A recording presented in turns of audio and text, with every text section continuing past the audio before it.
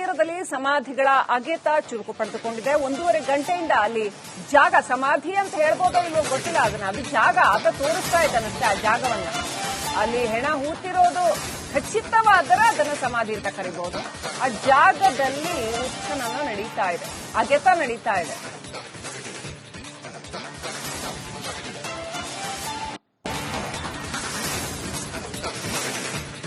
ನಿಗೂಢ ವ್ಯಕ್ತಿಯ ಸಮ್ಮುಖದಲ್ಲೇ ಸಿಬ್ಬಂದಿ ಅಗಿತಾ ಇದ್ದಾರೆ. ಒಂದ್ ಕಡೆ ಗಾಳಿ ಮಳೆ ಎಲ್ಲ ಇತ್ತು, ಈಗ ಸ್ವಲ್ಪ ಕಡಿಮೆ ಆಗಿದೆ.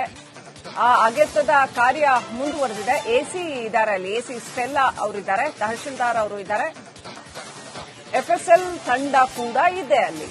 ಪೊಲೀಸ್ ಸಿಬ್ಬಂದಿ ಕಾರ್ಯಾಚರಣೆಯಲ್ಲಿ ಪಾಲ್ಗೊಂಡಿದ್ದಾರೆ. 50ಕ್ಕೂ ಹೆಚ್ಚು ಅಧಿಕಾರಿಗಳು ಭಾಗಿಯಾಗಿದ್ದಾರೆ. ಒಟ್ಟಾರೆ ಇಡೀ ಕಾರ್ಯಾಚರಣೆ ಹೇಗೆಲ್ಲ ನಡೀತಾ ಇದೆ, ಅಲ್ಲಿ ಏನೆಲ್ಲ ಮಾಹಿತಿ ಇದೆ ಎಲ್ಲವನ್ನು ತಿಳಿಸಿಕೊಡೋದಕ್ಕೆ ನಮ್ಮ 3 ಪ್ರತಿನಿಧಿಗಳು ರೆಡಿ ಇದ್ದಾರೆ. ಮಾರುತಿ, ಅಭಿಷೇಕ್ ಹಾಗೂ ದಿನೇಶ್ ಕಾಶಿಪಟ್ನ. ಸೊ ಅಲ್ಲಿಗೆ ಹೋಗೋಣ. Over to you Abhishek. ಖಂಡಿತ ಶ್ರೀಲಕ್ಷ್ಮಿ, ಈಗ ಧರ್ಮಸ್ಥಳದ ಪ್ರಕರಣ ಮುನ್ನೆಲೆಗೆ ಬಂದು ಕಳೆದ ಅನೇಕ ದಿನಗಳಿಂದ ಏನೆಲ್ಲ ಬೆಳವಣಿಗೆ ಆಗಿದೆ ನೋಡಿದೀವಿ. ಆದ್ರೆ ಈ ಒಂದು ಸ್ಪಾಟ್ ನಿಂದ ರಿಪಬ್ಲಿಕ್ ತಂಡ ಕಳೆದ ಅನೇಕ ದಿನಗಳಿಂದ ವರದಿ ಮಾಡ್ತಿದ್ರೆ ಇಲ್ಲಿರುವಂತ ಜನರ ಅಭಿಪ್ರಾಯ ಮೇಲ್ನೋಟಕ್ಕೆ ಏನಿತ್ತು ಅನ್ನೋ ಒಂದು ವಿಚಾರವನ್ನ ಮೊದಲಿಗೆ ದಿನೇಶ್ ಹತ್ರ ಕೇಳ್ತೇನೆ. ದಿನೇಶ್, ಈಗ ನೀವು ಕೂಡ ಇಲ್ಲೇ ಮಂಗಳೂರಿನವರಾದಿರೋದ್ರಿಂದ ಇಲ್ಲಿರುವಂತ ಜನರ ಭಾವನೆ, ಅಭಿಪ್ರಾಯ ಹಾಗೂ ಅವರ ನಂಬಿಕೆ ಏನಾಗಿದೆ ಈ ವಿಚಾರದಲ್ಲಿ? ಹೌದು, ಅಂದ್ರೆ ಈ ಒಂದು ಪತ್ರ ಏನಿದೆ ಇದು ಫಸ್ಟ್ ಗೆ ವೈರಲ್ ಆಗಿರುವಂತದ್ದು ಜೂನ್ 22ರಂದು ಇದು ಆರಂಭದಲ್ಲಿ ವೈರಲ್ ಆಗಿತ್ತು. ಅಂದ್ರೆ ಆ ಒಂದು ಸಣ್ಣ ಪತ್ರ ವೈರಲ್ ಆಗಿದ್ದಂತು. ಆಗ ಜನರಿಗೆ ಇದು ಆಗಿರಬಹುದಾ, ಇದು ಸುಳ್ಳ ಸತ್ಯ ಅನ್ನುವಂಥದ್ದು ಬಹಳಷ್ಟು ಗೊಂದಲ ಇತ್ತು. ಆದ್ರೆ ಜೂನ್ 27ರಂದು ಅವರು SP ಕಚೇರಿಗೆ ಬರ್ತಾರೆ. ಅಂದ್ರೆ ಆತ ಬರಲಿಲ್ಲ, ಆತನ ವಕೀಲರಿಬ್ರು ಬರ್ತಾರೆ, SP ಕಚೇರಿಗೆ ಬರ್ತಾರೆ. ಆದ್ರೆ ಅವತ್ತು SP ಅವರು ಇರಲಿಲ್ಲ, ಹೀಗಾಗಿ ಅಲ್ಲಿಂದ ನಿರ್ಗಮಿಸಿದ್ರು. ಈ ವೇಳೆ ಕೂಡ ಸಾಕಷ್ಟು ಜನರಿಗೆ ಗೊಂದಲ ಇತ್ತು. ಅಂದ್ರೆ ಇದು ಮುಂದುವರಿಯುವುದಾ, ಇದು ಈ ರೀತಿಯಾದಂತಹ ಪತ್ರ ಸಾಕಷ್ಟು ಈ ರೀತಿಯಾದಂತಹ ಸೋಷಿಯಲ್ ಮೀಡಿಯಾದಲ್ಲಿ ಆಗ್ತಾನೆ ಇರುತ್ತೆ, ಬೇರೆ ಬೇರೆ ಕಡೆ ಆಗಿರಬಹುದು. ಹಾಗೆ ಇಲ್ಲೂ ಕೂಡ ಅದೇ ರೀತಿಯ ವೈರಲ್ ಆಗಿತ್ತಾ, ಆದ್ರೂ ಏನೋ ವಕೀಲರು ಈ ರೀತಿಯಾಗಿ ಬಂದ ಬಳಿಕ ಒಂದಷ್ಟು ಕುತೂಹಲ ಹೆಚ್ಚಾಯ್ತು. ಆದ್ರೆ ಆತ ಬರ್ಲಿಲ್ಲಲ್ಲ, ಹೀಗೆ ಜನರಿಗೂ ಒಂದಷ್ಟು ಗೊಂದಲ ಅನ್ನುವಂಥದ್ದು ಮುಂದುವರಿತಾನೆ ಹೋಯ್ತು. ಆ ಬಳಿಕ ಪ್ರಮುಖವಾಗಿ ಜುಲೈ 3ರಂದು ಈ ಒಂದು ದೊಡ್ಡ ಪತ್ರ, ಅಂದ್ರೆ ಸುದೀರ್ಘವಾದಂತಹ ಪತ್ರ ವೈರಲ್ ಆಗಿರುವಂತದ್ದು. ಅದರಲ್ಲಿ ಪ್ರಮುಖವಾಗಿ ಆತ ಒಂದಷ್ಟು ವಿಚಾರಗಳನ್ನು ಕೂಡ ಮೆನ್ಷನ್ ಮಾಡಿದ. ಅಂದ್ರೆ ಆತ 1995ಕ್ಕೆ ಇಲ್ಲಿ ಬಂದಿರುವಂತದ್ದು, ಬಳಿಕ ನೈರ್ಮಲ್ಯ ಕಾರ್ಮಿಕನಾಗಿ ಕೆಲಸ ಮಾಡಿದ್ದ. 1900ರಿಂದ 1998ರವರೆಗೂ ಕೂಡ ಇಲ್ಲಿ ನೈರ್ಮಲ್ಯ ಕಾರ್ಮಿಕನಾಗಿ ಕೆಲಸ ಮಾಡಿದ್ದ ಅನ್ನುವಂಥದ್ದು ಮೆನ್ಷನ್ ಮಾಡಿದ್ದ. 98ರಿಂದ ಈ ರೀತಿಯಾದಂತ ಅಂದ್ರೆ ಲೈಂಗಿಕವಾಗಿ ಆಕ್ರಮಣಕ್ಕೆ ಒಳಗಾದಂತ ಒಂದು ಶವ ಇರಬಹುದು, ಜೊತೆಗೆ ಮಹಿಳೆಯರ ಶವ ಇರಬಹುದು, ಜೊತೆಗೆ ಅಪ್ರಾಪ್ತ ಬಾಲಕಿಯರ ಶವ ಇರಬಹುದು, ಈ ರೀತಿಯಾದಂತಹ ಶವಗಳನ್ನು ಹೂಳ್ತಾ ಇದೆ ಅನ್ನುವಂಥದ್ದು ಮೆನ್ಷನ್ ಕೂಡ ಮಾಡಿದ್ರು. ಅಂದ್ರೆ 98ರಿಂದ 2014ರವರೆಗೆ ಈ ರೀತಿಯಾದಂತಹ ಶವಗಳನ್ನು ಹೂಳ್ತಾ ಇದ್ದೆ ಅನ್ನುವಂತ ಮೆನ್ಷನ್ ಮಾಡಿದ್ದೆ. ಈಗ ಅಂದ್ರೆ 2014ರ ಬಳಿಕ ಆತ ಇಲ್ಲಿಂದ ತಪ್ಪಿಸಿ ಅಂದ್ರೆ ಬೇರೆ ಕಡೆ ಹೋಗಿದ್ದ, ಅಂದ್ರೆ ಇಲ್ಲಿ ಗೊತ್ತಾಗದ ರೀತಿಯಲ್ಲಿ ಬೇರೆ ಕಡೆ ಹೋಗಿ ಅವಿತುಕೊಂಡಿದ್ದ. ಈಗ ಪಾಪ ಪ್ರಜ್ಞೆ ಕಾಡಿ ಈ ರೀತಿಯಾಗಿ ನಾನು ಅಂದ್ರೆ ಪೊಲೀಸ್ ಪ್ರೊಟೆಕ್ಷನ್ ನೀಡಿದ್ರೆ ನಾನು ಕಳೆಬರವನ್ನು ತೆಗಿತೀನಿ ಅಂತ ಅದರಲ್ಲಿ ಮೆನ್ಷನ್ ಮಾಡಿದ್ದ. ಹೀಗಾಗಿ ಆ ಒಂದು ಜುಲೈ 3ರಂದು ಪತ್ರ ವೈರಲ್ ಆಗಿತ್ತು. ಅವತ್ತೇ ಅವರು ಧರ್ಮಸ್ಥಳ ಪೊಲೀಸ್ ಠಾಣೆಗೆ ಕಂಪ್ಲೇಂಟ್ ಕೂಡ ನೀಡಿದ್ರು. ಆ ಬಳಿಕ ಸ್ವಲ್ಪ ದಿನ ಇದೇ ರೀತಿ ಹೋಯಿತು. ಆ ಬಳಿಕ ಜನರಿಗೆ ಪೂರ್ತಿಯಾಗಿ ಇದೊಂದು ವಿಶ್ವಾಸ ಬಂದದ್ದು ಯಾವಾಗ ಅಂತ ಹೇಳಿದ್ರೆ ಜುಲೈ 11ರಂದು ವಕೀಲರು ಆತನನ್ನ ಬೆಳ್ತಂಗಡಿಯ ನ್ಯಾಯಾಲಯಕ್ಕೆ ಪ್ರೊಡ್ಯೂಸ್ ಮಾಡಿದ್ರು. ಆವಾಗ ಜನರಿಗೆ ಆಯ್ತು, ಅಂದ್ರೆ ಆ ವ್ಯಕ್ತಿ ಇದ್ದಾನೆ, ಅಂದ್ರೆ ಆರಂಭದಲ್ಲಿ ವ್ಯಕ್ತಿ ಇಲ್ಲ ಆಯ್ತು, ವೈರಲ್ ಆಯ್ತು, ವಕೀಲರು ಬಂದ್ರು, ಕಂಪ್ಲೇಂಟ್ ಆಯ್ತು. ಆದ್ರೆ ಜುಲೈ 11ರಂದು ಅದೇ ವ್ಯಕ್ತಿ ನ್ಯಾಯಾಲಯಕ್ಕೆ ಹಾಜರಾದ. ಆವತ್ತಿನಿಂದ ಇದರ ಚರ್ಚೆ ಅನ್ನುವಂಥದ್ದು ಬೇರೆ ಲೆವೆಲ್ಗೆ ಹೋಯ್ತು. ಆ ಸುದ್ದಿಗಳು ಕೂಡ ರಾಜ್ಯ ಮಾತ್ರ ಅಲ್ಲದೆ ಹೊರ ರಾಜ್ಯದ ಮಾಧ್ಯಮಗಳು ಕೂಡ ಇದನ್ನು ಬಿತ್ತರಿಸಿದ್ರು. ಜನರು ಇದನ್ನು ಪರಸ್ಪರ ಮಾತಾಡ್ತಾ ಹೋದ್ರು. ಅಂದ್ರೆ ಈ ವ್ಯಕ್ತಿ ಬಂದಿದ್ದಾನೆ, ಹಾಗಾಗಿ ಈ ರೀತಿಯಾದಂತಹ ಶವ ಹೂತಿಟ್ಟಿದ್ದು ಸಾಧ್ಯ ಅನ್ನುವಂಥದ್ದನ್ನು ಮಾತಾಡ್ತಾ ಹೋದ್ರು. ಆದ್ರೆ ತನಿಖೆ ಅನ್ನುವಂಥದ್ದು ಅಂದ್ರೆ ಜುಲೈ 11ಕ್ಕೆ ಆತ ಕೋರ್ಟಿಗೆ ಬಂದ್ರು ಕೂಡ ಆ ಬಳಿಕ ತನಿಖೆ ಅನ್ನುವಂಥದ್ದು ಸ್ವಲ್ಪ ನಿಧಾನ ಆಗಿ ಹೋಯ್ತು. ಅಂದ್ರೆ ಪೊಲೀಸರು ಹೇಳುವ ಕಾರಣ ಏನಂದ್ರೆ ಒಂದು ಏಕಾಏಕಿಯಾಗಿ ಅದು ಬಂದು ಕಳೆಬರ ತೆಗಿಲಿಕ್ಕೆ ಆಗುವುದಿಲ್ಲ ಅಂತ ಹೇಳಿದ್ರು. ಹೀಗಾಗಿ ನಿಧಾನ ಹೋಯ್ತು. ಜುಲೈ 16ರಂದು ಆತ ನೇತ್ರಾವತಿ ತೀರಕ್ಕೂ ಕೂಡ ಬಂದಿದ್ದ. ನೇತ್ರಾವತಿ ತೀರಕ್ಕೂ ಬಂದು ನಾನು ಕಳೆಬರ ತೆಗಿತೀನಿ ಅಂತ ಹೇಳಿದ್ದ. ಆದ್ರೆ ಅವತ್ತು ಪೊಲೀಸ್ ಬರಲಿಲ್ಲ. ಅಂದ್ರೆ ಪೊಲೀಸರು ಹೇಳುವಂತದ್ದು ಏನಂದ್ರೆ ಆ ಕಳೆಬರ ತೆಗೆಯುವುದಕ್ಕೆ ಒಂದು ಪ್ರೊಸೆಸ್ ಇದೆ, ಏಕಾಏಕಿ ನೀನು ಬಂದ ಕೂಡಲೇ ಏನೋ ಕಳೆಬರ ತೆಗೆಯೋಕೆ ಆಗಲ್ಲ ಅಂತ ಹೇಳಿದ್ರೆ. ಹಾಗಾಗಿ ಜುಲೈ 16ರಂದು ಆತ ಏನೋ ಹಿಂದಿರುಗಿದ್ದ. ಆ ಬಳಿಕ ಏನೋ ಕಂಪ್ಲೇಂಟ್ ಅದಕ್ಕಿಂತ ಮೊದಲೇ ಆಗಿತ್ತು. ಈ ರೀತಿಯಂತ ಪ್ರೊಸೆಸ್ಗಳಾಯಿತು. ಈ ನಡುವೆ ಒಂದಷ್ಟು ಆಗ್ರಹ ಕೇಳಿ ಬಂದಿತ್ತು. ಅಂದ್ರೆ ವಕೀಲರು ಕೂಡ ಆಗ್ರಹ ಮಾಡಿದ್ರು, ಮಹಿಳಾ ಆಯೋಗದಿಂದಲೂ ಕೂಡ ಆಗ್ರಹ ಕೇಳಿ ಬಂದಿತ್ತು. ಅಂದ್ರೆ ಈ ಒಂದು ಪ್ರಕರಣವನ್ನು SIT ನಡೆಸಬೇಕು. ಕೇವಲ ಠಾಣಾಧಿಕಾರಿ ಅಂದ್ರೆ ಕೇವಲ 29 ವರ್ಷದ ಠಾಣಾಧಿಕಾರಿ ಸಮರ್ಥ ಅವರು ಇರುವಂತದ್ದು. ಇವರಿಗೆ ಅನುಭವದ ಕೊರತೆ ಇದೆ, ಇವರು ಇದನ್ನು ನಿರ್ವಹಿಸುವುದಕ್ಕೆ ಶಕ್ತರಲ್ಲ. ಒಂದು SIT ಫಾರ್ಮೇಶನ್ ಮಾಡಿ ಆ ಮೂಲಕವಾಗಿ ಇದನ್ನು ನಡೆಸಬೇಕು ಅನ್ನುವಂಥದ್ದು ಹೇಳಿದ್ರು. ಆ ಬಳಿಕ ಮುಖ್ಯಮಂತ್ರಿಗಳು ಮತ್ತು ಗೃಹ ಸಚಿವರು ಹೇಳಿದ್ರು, ಅಂದ್ರೆ SIT ಬೇಡ, ನಾವೇ ನಮ್ಮ ಪೊಲೀಸರೇ ಶಕ್ತ ಆಗಿದ್ದರೆ ಇವರೇ ನಡೆಸ್ತಾರೆ ಅಂತ. ಆದ್ರೆ ಯಾವಾಗ ಇದರ ತೀವ್ರತೆ ಜಾಸ್ತಿ ಆಯಿತು, ಜನರು ಕೂಡ ಜಾಸ್ತಿ ಮಾತಾಡಲಿಕ್ಕೆ ಶುರು ಮಾಡಿದ್ದು, ಮಾಧ್ಯಮಗಳಲ್ಲೂ ಕೂಡ ಮತ್ತೆ ಬರಲಿಕ್ಕೆ ಶುರು ಆಯಿತು.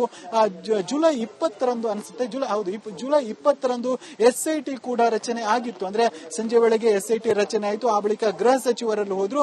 ಆ ಬಳಿಕ ಒಂದ್ 2-3 ದಿನ ಬಿಟ್ಟು ಏನು SIT ಟೀಮ್ ತನ್ನ ತನಿಖೆಯನ್ನು ಕೂಡ ಆರಂಭ ಮಾಡಿರುವಂತದ್ದು. ಆ ಬಳಿಕ ಏನು SITಯ ಪ್ರಮುಖ ಅಧಿಕಾರಿಗಳಾದಂತಹ ಜಿತೇಂದ್ರ ದಯಾಮ ಮತ್ತು ಅನುಚೇತ್ ಅವರು ನೇರವಾಗಿ ಮಂಗಳೂರಿಗೆ ಬಂದು ಅಧಿಕೃತವಾಗಿ ಈ ಒಂದು ತನಿಖೆಯ ಪ್ರೋಸೆಸ್ ಆರಂಭ ಆಯಿತು.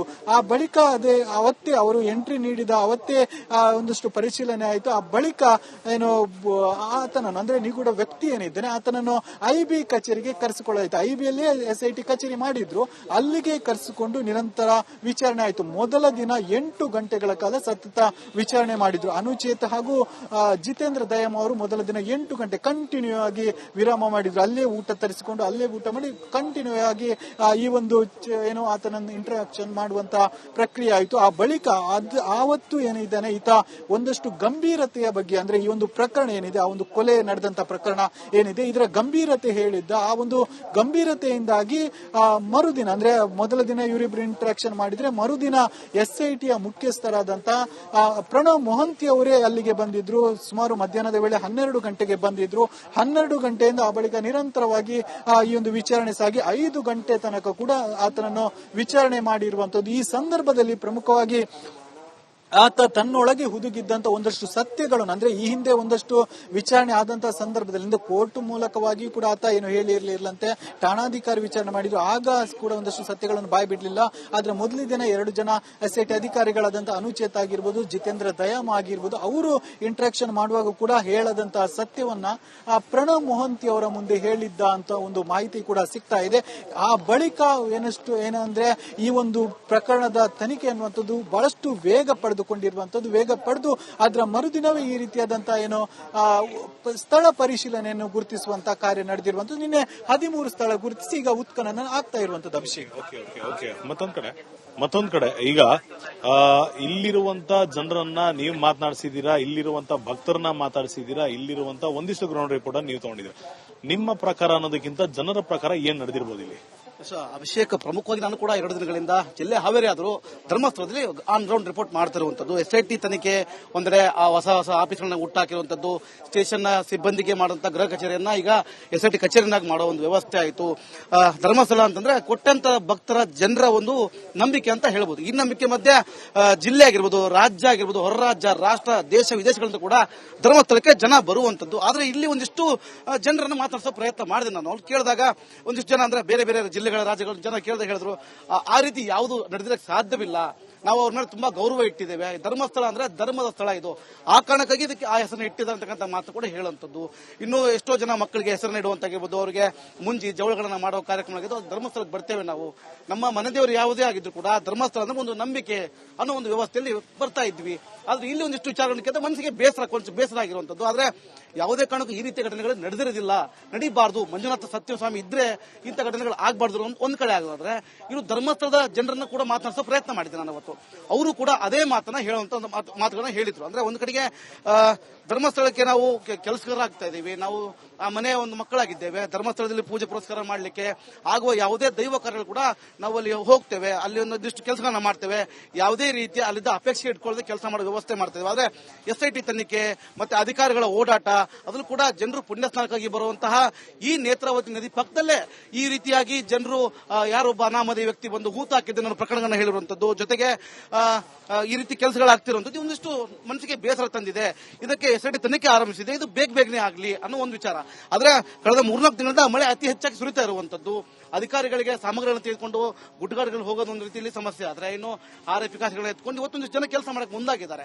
ಒಂದು ಕಡೆ ಪ್ರಮುಖವಾಗಿ ಗಮನಿಸುವ ಅಂಶ ಏನಂತಂದ್ರೆ ಇಲ್ಲಿ ಬರುವಂತ ಭಕ್ತರ ಮಾನಸಿಕ ಸ್ಥಿತಿಗಳನ್ನ ನಾವು ಹಾಳು ಮಾಡ್ತಾ ಇದೀವಾ ಅನ್ನೋ ವ್ಯವಸ್ಥೆಯಲ್ಲಿ ಅವರೇ ಅನ್ಕೋತಾರೆ ಅಂತದ್ದು. ಒಂದಿಷ್ಟು ಚಾಪ್ಗಳನ್ನು ಹಾಕ್ತಾ ಇದ್ದಾರೆ. ಯಾರ ಅನಾಮಧೇಯ ವ್ಯಕ್ತಿ ಇಲ್ಲಿಯೇ ಕೆಲಸ ಮಾಡಿ ಇಲ್ಲೇ ಊಟ ಮಾಡಿ ಇಲ್ಲೇ ಬದುಕಂತವನು ಎಲ್ಲೋ ಓಡ್ ಹೋಗಿ ಕಳೆದ 35-40 ವರ್ಷಗಳ ಹಿಸ್ಟ್ರಿಯನ್ನ ಮತ್ತೆ ಆಚರಿಸುವ ಕೆಲಸ ಮಾಡ್ತಾ ಇದ್ದಾನೆ. ಇದು ನಮಗೆ ಸರಿ ಅನ್ನಿಸ್ತಾ ಇಲ್ಲ. ಒಂದಿಷ್ಟು ಅಧಿಕಾರಿಗಳನ್ನ ಗೋಳು ಹೊಯ್ಕೊಳ್ಳೋ ಕೆಲಸ ಆಗ್ತಾ ಇದೆ.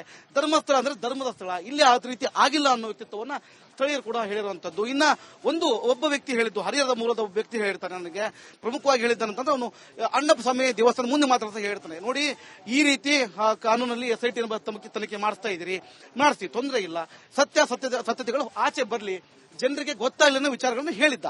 ಆದ್ರೆ ಅವನು ಪ್ರಮುಖವಾಗಿ ಹೇಳಿದ ಅಂಶವನ್ನು ಗಮನಿಸೋದಾದ್ರೆ ಅವನು ಹೇಳ್ತಾನೆ, ಒಂದ್ ಕಡೆಗೆ ಅಣ್ಣಪ್ಪ ಸ್ವಾಮಿ ಇದ್ದಾರೆ, ಅವರು ಯಾವುದೇ ಕಾರಣಕ್ಕೂ ಬಿಡೋದಿಲ್ಲ. ಅದೇ ರೀತಿ ಸರ್ಕಾರ SIT ತನಿಖೆ ಯಾವ ರೀತಿ ಕೊಟ್ಟಿದ್ದೇನೋ, ನಾಳೆ ಆ ವ್ಯಕ್ತಿ ಹೇಳಿದ ಮಾತು ಸುಳ್ಳಾದ್ರೆ ಅವನನ್ನು ಯಾವುದೇ ಕಾರಣಕ್ಕೂ ಕಾನೂನಿನ ಕುಣಿಕೆಗೆ ಹಾಕಬೇಡಿ, ಜನರ ಮಧ್ಯೆ ತಂದು ಕೊಟ್ಟು ನಡು ರಸ್ತೆಯಲ್ಲಿ ಹೊಡೆಯುವ ಕೆಲಸ ಮಾಡ್ತೀರಾ ಹಾಗಾದ್ರೆ ಅನ್ನೋ ಒಂದಿಷ್ಟು ಪ್ರಶ್ನೆಗಳನ್ನ ಜನರ ಕೇಳ್ತಾ ಇರುವಂತದ್ದು. ಒಂದ್ ಕಡೆ ಮಾಧ್ಯಮ ನಿರಂತರವಾಗಿ ಸುದ್ದಿ ಬಿತ್ತರಿಸ್ತಿದೆ. ಅದರಲ್ಲೂ ಕೂಡ ರಿಪಬ್ಲಿಕ್ ಕನ್ನಡ ಆನ್ ಗ್ರೌಂಡ್ 3 ಜನ ರಿಪೋರ್ಟರ್ಗಳು ನಾವು ಇವತ್ತು 3 ದಿನಗಳಿಂದ ಇಲ್ಲಿ ಕೆಲಸ ಮಾಡ್ತಾ ಇದ್ದೇವೆ. ಆಗುವಗಳ ಬಗ್ಗೆ ಆಗಿರ್ಬೋದು, ತನಿಖೆಗಳ ಬಗ್ಗೆ ಆಗಿರ್ಬೋದು, ಅಧಿಕಾರಿಗಳಾಗಿರ್ಬೋದು, ಯಾರು ಬರ್ತಾರೆ ಅವರೆಲ್ಲರನ್ನ ಮಾತನಾಡಿಸೋ ಪ್ರಯತ್ನ ಮಾಡ್ತಿರುವಂತದ್ದು. ಅಂದ್ರೆ ಒಂದಿಷ್ಟು ಜನರಿಗೆ ಬೇಸರ ತಂದಿರುವಂತದ್ದು. ಅಂದ್ರೆ ಭಕ್ತಿ ಇರುವಂತಹ ಜನರು ಇಲ್ಲಿ ಎಂತದ್ದೇನು ಆಗಿಲ್ಲ ಅನ್ನೋ ವಿಷಯನ ಹೇಳ್ತಾ ಇರುವಂತದ್ದು. ಇನ್ನು ಒಂದಿಷ್ಟು ಜನರಿಂದ ವಿರೋಧ